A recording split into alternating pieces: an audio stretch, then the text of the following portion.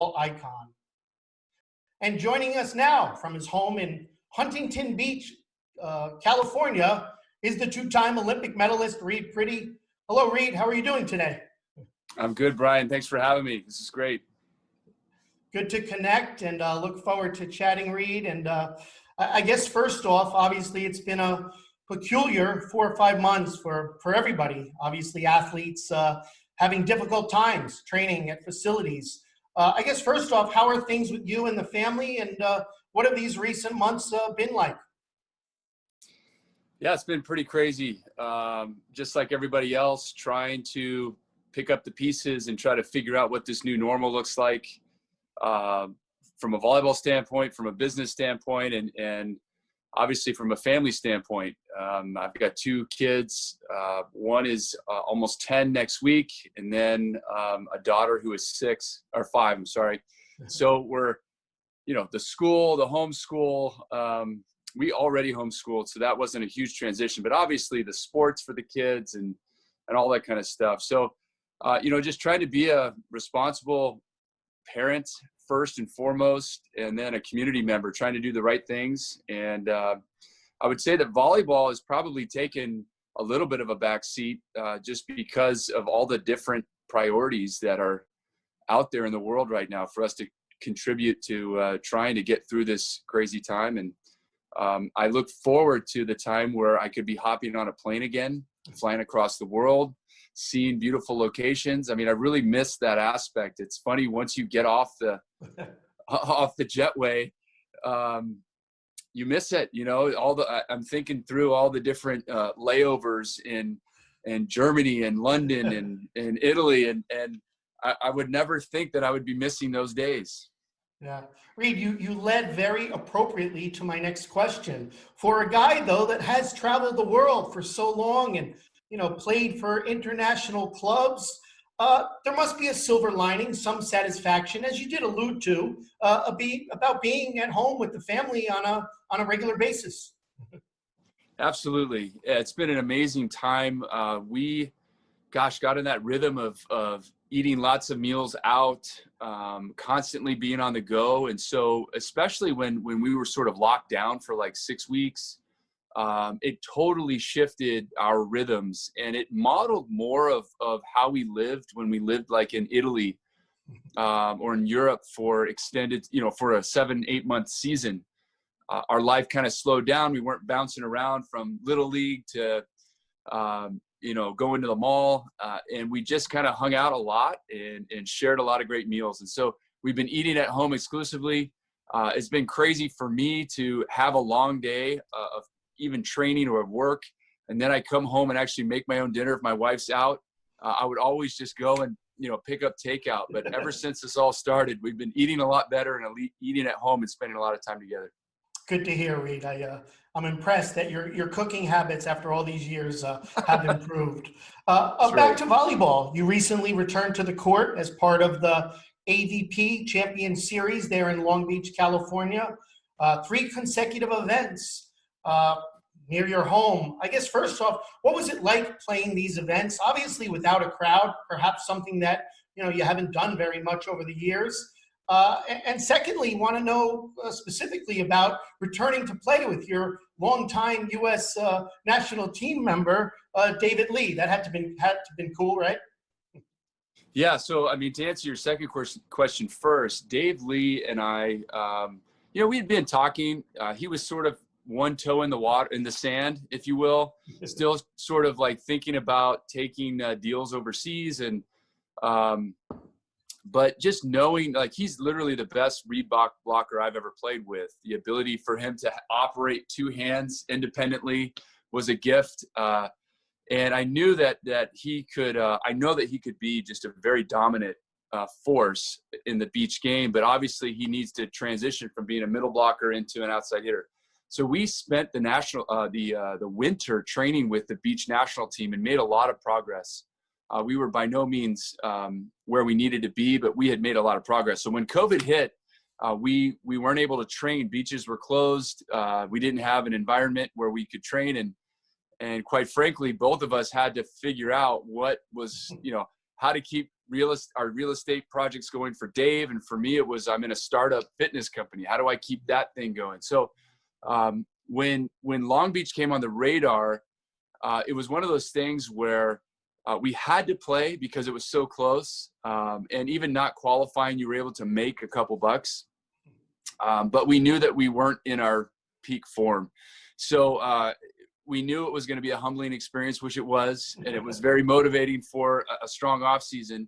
So the volleyball part wasn't great, but we were in it for the long haul anyway. And not sure what that looks like or what that means, but we weren't looking for, hey, do we get in the main draw with our points and can we win right now? It was always about the future. But I will say, the one thing I'll say about what it was like to play in it, it was really impactful because we had all been isolated. Yeah. And so to be in an environment where you started to see the familiar faces, it almost gave, I think, at least me, a sense of just like, okay, here's all these people that I used to run with, and life's going to return at some point. You know, this whole like isolation aspect, I think, is having a larger impact than we're giving it credit for. Yeah. In a negative way. I think we're human beings and we have community in our DNA. And so when we've been asked to sort of isolate, I think it has more harmful effects than we realize. And so it was really great to kind of see all the familiar faces and have a sense of normalcy in the midst of all this craziness. Like back to school after a long summer, seeing friends and familiar faces. You don't realize that you missed it until the day actually arrives. Reid, speaking of the transition from the beach game to the court game, let's go back a couple of years. Rio 2016, bronze medal there at the U.S. national team, and if I'm correct, shortly thereafter you announced your retirement from the U.S. team. I know you had played beach volleyball sporadically over the years, but now the full-time transition to the beach game, maybe some say, well, this is going to be fun. We're out at the beach. What was that transition like for you? What was it difficult? And, what is something about the transition maybe from indoor to beach that perhaps people don't realize? Yeah. So I knew that I was going to transition. It was in that final season in Italy that I kind of made the decision. That was the spring of 2016. I remember I was playing for Cucina Lube in right there, Old Macerata and Civita Nova Marche now. And I remember thinking to myself, like, okay, I'm playing on a good team. I'm making good money. I've got that team has great infrastructure, good team docs. They had everything that you need, that you would have wanted, right, in a professional environment. I remember thinking, like, man, I could do this for another 5 years and just play golf in the summers, stop playing on the national team.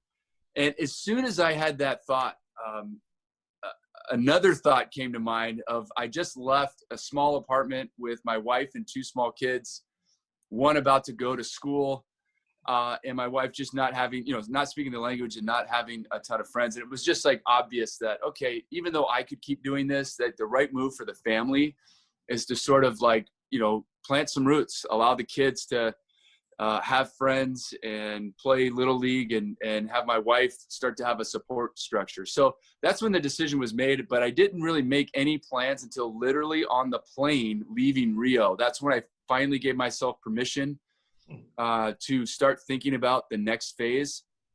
And the really important part for me was I've always wanted to be an entrepreneur.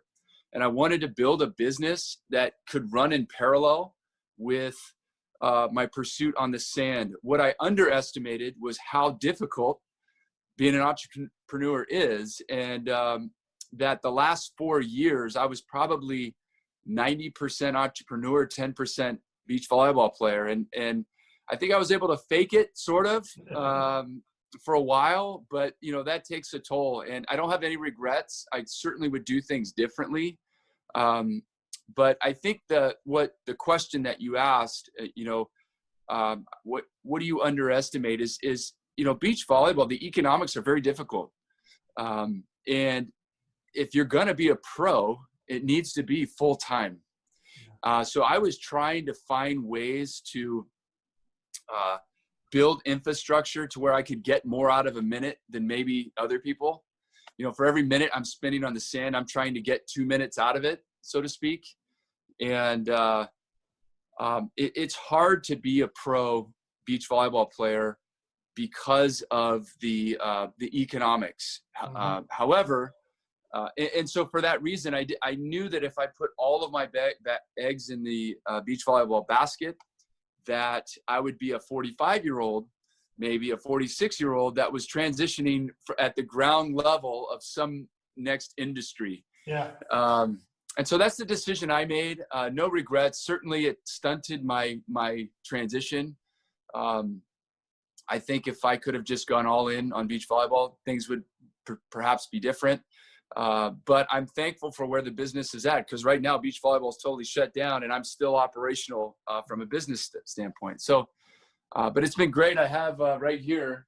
What do you got for us? Actually, the one medal that I did win with Theo in Malaysia, wish that was a gold. Unfortunate, but it was a silver. But then after we won the Manhattan, I decided the next day I rode my bike down there, or I'm sorry, 2 days later, and I took a ball jar and I just scooped up a little bit of sand. I'm getting to that, Reid. I'm going to get to it. I like it. So, considering what you just told us, obviously all the stars finally aligned. Last summer, you win the prestigious Manhattan Beach Open with your partner, Trevor Crabb. What a spectacular event to be your first beach volleyball victory. What did that mean for you, despite grabbing the sand that you have there next to you? Yeah. It was great, especially given that everything's shut down. And so that journey has been paused. It was great. I knew I certainly was pushing towards a win. And I was so thankful for it to be that tournament, obviously. And it was great to play with Trevor Crabb. Half the battle on the beach is to try to find that right partnership. Yeah. And I think that Trevor and I did really well together because we're both great side-out players, and we set each other well. And I think that siding out allows you to stay in any game. And scoring real points is what separates, I think. And I think that we were able to scrap and make all the little plays, and obviously pressure from the service line enables us to kind of overcome my lack of blocking ability. So it was a great event, great memory. And my wife actually was there. So she, once I sort of went to the beach, she just kind of hunkered down here. It's not easy to travel across the world, number one, and number two, to bring the family. Like, the economics just aren't there. And so for her, beach volleyball has been a little bit of a strain, but to be front and center court and to see that happen. She literally said to me afterwards, she's like, okay, I know I've kind of been anti this whole thing, but that was pretty awesome. So if you could just keep doing this, then I could see how this could be fun. Good stuff. I want to talk a little bit about the Tokyo Olympic Games. Obviously, the 1 year postponement affecting all athletes across all sports. I know you've obviously been playing also the FIVB World Tour with Theo Brunner. I guess right now you're considerably down in the rankings as far as American pairs go. I believe fifth. I know you said obviously you would like to make a fifth Olympic Games. No one knows right now the situation with events, and I know qualifying is still up in the air, but are you still holding out some hope? And if you don't make it to Tokyo on the beach, would you like to be there in another capacity, perhaps as a broadcaster? I know you have a degree in communications from Loyola Marymount. Not to get ahead of things, Reid. I think, I think Tokyo for me individually is not on the table. I think that first of all, the way the system is, you have to have qualifying tournaments and points with the same partner. And so Theo and I had every opportunity to put ourselves in contention. And that partnership could not get over the humps to make that happen. And that was incredibly disappointing. And it was, right before the Manhattan Beach Open, where it became obvious that that partnership was not going to move forward. And so really that's when Tokyo died for me, because there was no other, it was too late. There's not enough events. And it was, for me, that was a difficult time. And so that's what made Manhattan even more important. It was just like sort of letting go of that pursuit for the moment, and being able to just go out there and compete and then come out on top was felt great at a low point. And so from that point, it was just like, all right, what do I do with beach volleyball? And let me find some team alignment here. Let me find somebody that I know that when push comes to shove, I know exactly how they act. Mm-hmm. And Dave Lee, I've been with him at the most pressure moments that are in our sport, period. Yeah. No matter what surface you're on. If you want to know how somebody reacts, put them in a quarterfinal of an Olympic Games. That's the most pressure you'll ever face. And I've been there with Dave as a teammate, as a brother. And so it was just, I started to ask myself, like, shouldn't I be using that as the first option and criteria? Whether they can pass or set on the beach is so learnable. How you act under pressure, you don't know until you're there. So that's how I sort of made that decision really easy. Like, hey, do I think that Dave can become a great beach player? Yes. Do I know that he's one of the best competitors in the world? We already know that. Yeah. So let's go see what this looks like. So to answer your question, I think Dave and I had on our minds 2021 world champs. So, I'm going to try to make the goals a little bit, they're big goals, but maybe make them shorter term. And really what's going to determine it is what happens in 2021 period. Yeah. I think I'm still in the mix of replacement players, but we've got some really strong teams that are way ahead in the race. And so at this point, I train on a regular basis with Jake and Taylor. Dave and I do. So I think our focus is can we make their training, maybe my contribution in 2021 is to try to make Tuesdays and Thursdays as hard as possible for those guys and just cheer those guys on. Yeah, Reid, you talk about those pressure-packed moments alongside David, and I would assume the one that may have been the most pressure-packed of your long career, perhaps, were the Beijing 2002 Olympic Games. You guys upset Brazil in the final, 3-1. You win the first Olympic gold medal for USA Volleyball in 20 years, going back to the 80s. How big of a moment was that for you and USA Volleyball in general to get the job done there in Beijing 2008? It was huge for us. I mean, that was a journey. For me personally, I was cut. I was one of the last guys cut in 2000, the Sydney Games. And that was the real motivator for me to sacrifice time and space to be on the right side of the roster in 2004. I made the team in 2004, but we came up short in the bronze medal match against Russia. And it was that moment that I decided, okay, now I'm ready to leverage everything every part of my being. I'm ready to leverage and push into the pot to try to win. And so that's when Hugh McCutcheon became head coach in 2005. He led us through a mission statement exercise, and for 2 days, we actually articulated, I have that on my wall, a mission statement that said, our goal is to win the 2008 Beijing Olympics, and this is how we intend to do that. And we're going to do this, this, and this. And it really set us in motion.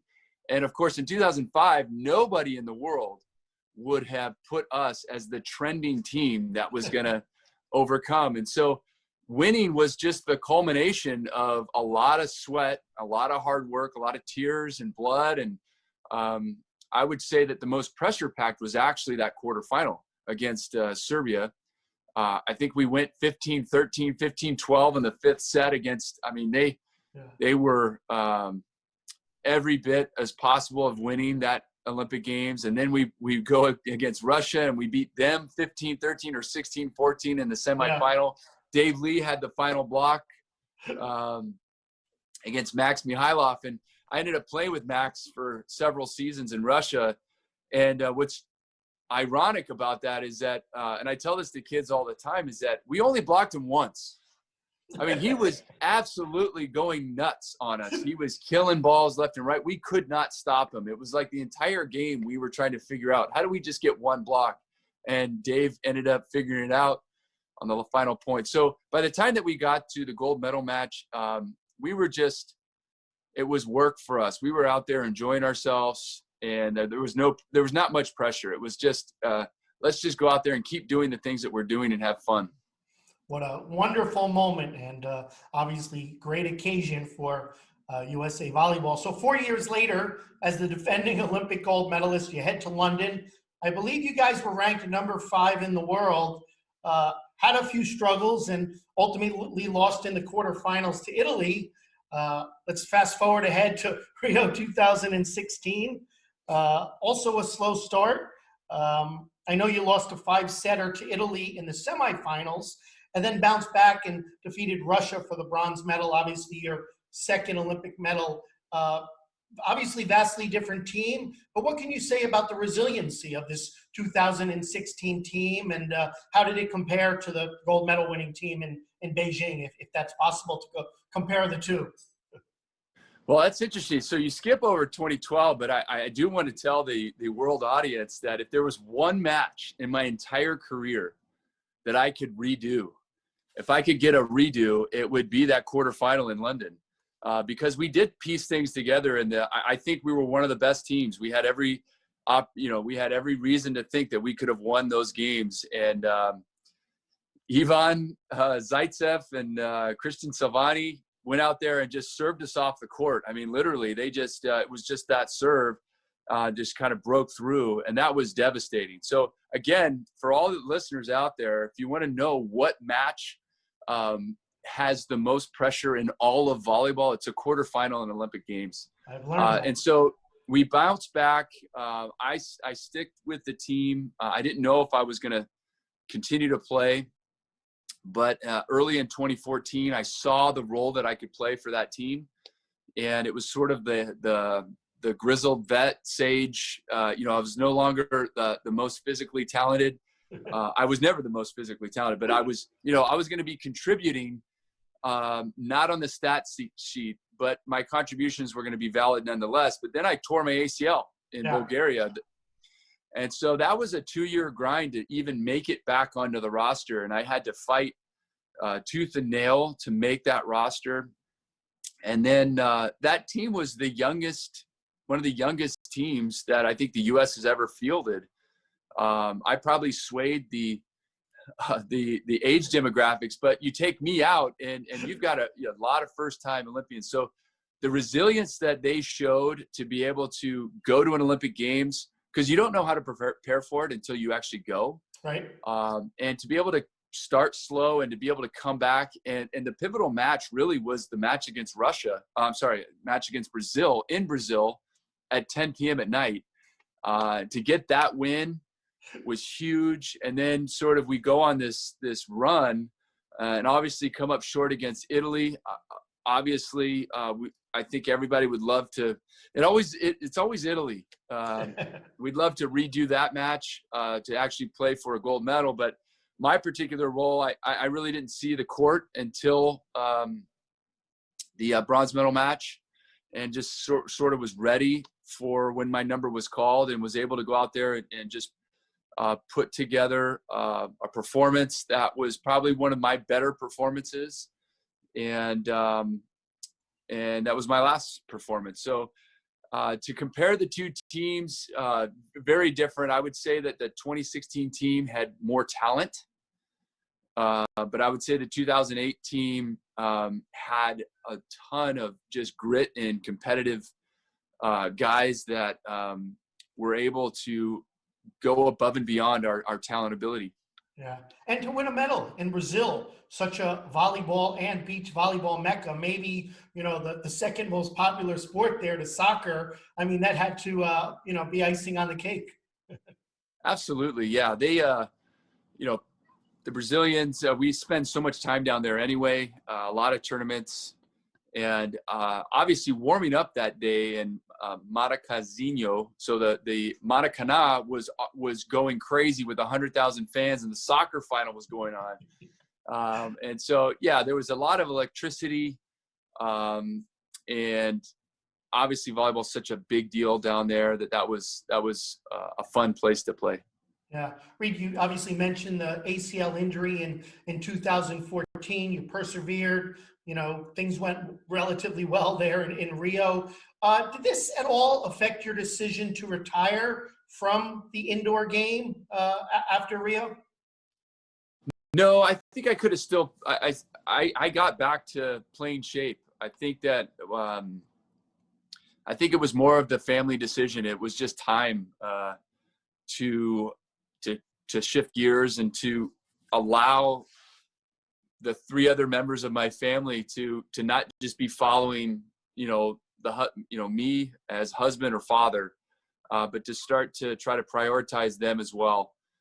So playing beach volleyball allowed us to establish home base 365 days a year here in Huntington Beach. And then I would pop out and travel in these short bursts. So it was more of a family decision.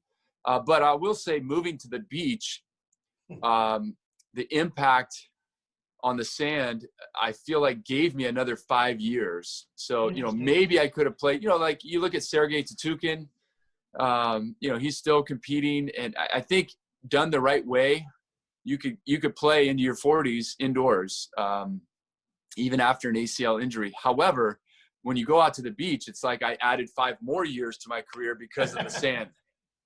Yeah. So you're 42 now.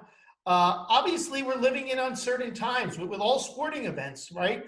All sport leagues and athletes, we all hope things return to some sense of normalcy, but we just don't know. There's such an uncertainty, such an unpredictability for a guy at your age that has already obviously accomplished so much. What else do you hope to accomplish on the court and perhaps with your business endeavors now off the court? Is it a tricky balance between the two? It is a tricky balance, but I've tried from day one to build a business that my volleyball pursuits amplify the business pursuits. And so right now, building sustainability in business is sort of my game. But I think that the way that beach volleyball calendar has been in the past, it's possible to do both for a few more years. And so, the business that I built is called In Sand, and it's a hybrid fitness workout that takes functional fitness training and volleyball movements and the vibe of volleyball team, all done on dry sand, which gives you sort of a 2x caloric burn for your minute. And we've seen tremendous growth, and the market seems to be receiving what the experience that we're delivering out on the beach. And even since COVID, we've doubled our membership, and things are going really well. So, what does the future look like for Reid Priddy? I think it's hopefully unlocking this new fitness endeavor that could travel nationwide and maybe even beyond, create a space for people who have been displaced. I've already said yes to volleyball, but for whatever reason, they're not a pro and they're not a kid. Yeah. So they're right there in the middle. Like, is there something for me? We want to capture that person and say, yeah, let's build a community around you and give you a space to be able to work out, to be able to touch a volleyball, but to be able to be working full time and still do it. And then I love to compete. I mean, that's yeah. At the end of the day, that is what was the addictive nature. And I would love to be able to put my best foot forward into the sand at some point. And I think the business is getting to a point where I have a team that is dynamic, qualified, to where I could start to really lean into some very focused training and go out there and try to compete against Mole and Sorum and stop losing in the third set or the last time I played the German guys, I'm sorry, I'm forgetting their names, but the best teams in the world. I want to measure up. I want to see what this old guy can do, and see where I come out. So Reid, I want to challenge you then, considering your new, or not new, but you're developing fitness and business philosophy, the added years to your career playing on the beach, and the Olympic Games, 2028, coming to Los Angeles, Santa Monica, just down the road from you. Maybe there's some motivation, some possibility to extend your career through 2028 in the home Olympic Games. That's a 2028 is a really big ask, Brian, but I'm not afraid of a big challenge. I think honestly, what the FIVB looks like post-COVID, what the tour looks like post-COVID, the AVP, all those things are question marks, and I want to basically see what's out there. But I think that Tokyo, Paris, Los Angeles, I'm absolutely addicted. We celebrated actually 2 days ago the gold medal. So August, it's when I won. August is when we won the gold medal. August is when we won the bronze medal. It's when the Olympics are happening. It's when the Manhattan Beach is happening. And so actually as a family, 2 weeks ago, every night at dinner, we would watch a part of the opening ceremonies of each of the games that I competed in. And it was the first time that I've actually seen those. Yeah. And so my kids, my little girl, my little boy, were all sort of experiencing it for the first time together, because I was in some holding room somewhere else waiting to go in. And I tell you, the Olympics are the most special event that we have on this globe, in my opinion. And if I could be a part of it in some capacity, especially for Los Angeles, as soon as I do hang it up, I would love to reach out and be a part of something, just be a part of it in some capacity, because it's such a special event. Yeah, Reid, thanks for taking the time today to discuss your career. I've got one more question for you. Obviously, you mentioned, the two children that you have. What do you hope and believe that you can give back to the sport? I know you've talked and dabbled with coaching and instructing kids, and what can you see as a new mission for you to give back to the sport that's obviously given you so much over such a long period of time, most of your life? Yeah, that's a good question.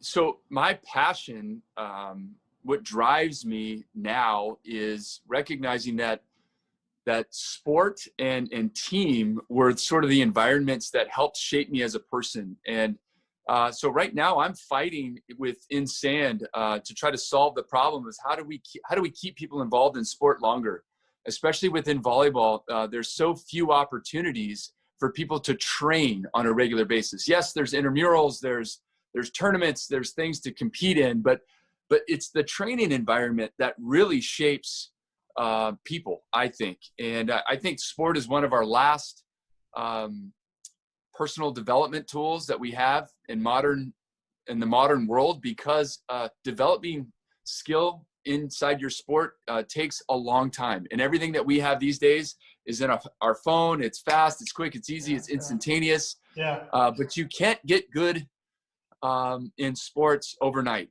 And for that, I love it. And I want to fight for the slow and long and hard development inside sports. So I get a chance these days to speak to a lot of companies and corporations, teams at all levels. And my message is very simple, that it's through the difficult moments where the best change happens. And so how do we highlight those difficult moments? How do we create more of those difficult moments? And how do we create, even in the middle of our sort of individualistic journeys, how do we create the sense of team? It's in all of those things that I think that the things that I'm fighting for on a daily basis. And within volleyball, I'd love to see sustainability. Yeah. I would love to see and help in any way possible to create more economics for people to stay in the game longer.